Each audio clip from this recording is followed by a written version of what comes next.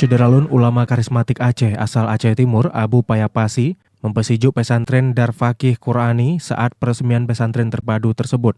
Pesantren milik Haji Sofyan Pakeh ini berada di Jalan Medan Banda Aceh, antara perbatasan Kota Langsa dan Aceh Timur, di Kampung Birem Raya, Kecamatan Birem Bayan, Aceh Timur. Ketua yayasan pesantren ini adalah peraih gelar predikat dokter tertinggi Universitas Al-Azhar Kairo, Dr. Awalus Zikri, LCMA, dan para pengajar sebagian besar dari alumni Timur Tengah atau IKAT. Tahun pertama dimulai belajar mengajar di pesantren Darfaqih Qurani, pihak yayasan menerima 100 santriwan dan 100 santriwati yang berasal dari berbagai kabupaten kota di Aceh maupun luar Aceh sebagai angkatan pertama. Usai acara seremoni pembukaan, dilanjutkan dengan peresmian pesantren Darfaqih Qurani, ditandai penandatanganan prasasti dilakukan Bupati Aceh Timur diwakili Asisten 2 Ayub SKM MSI.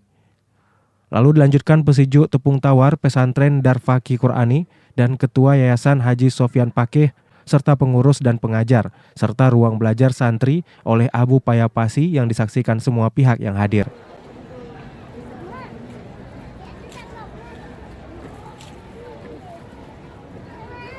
Dari Langsa, Zubir, Serambi On TV.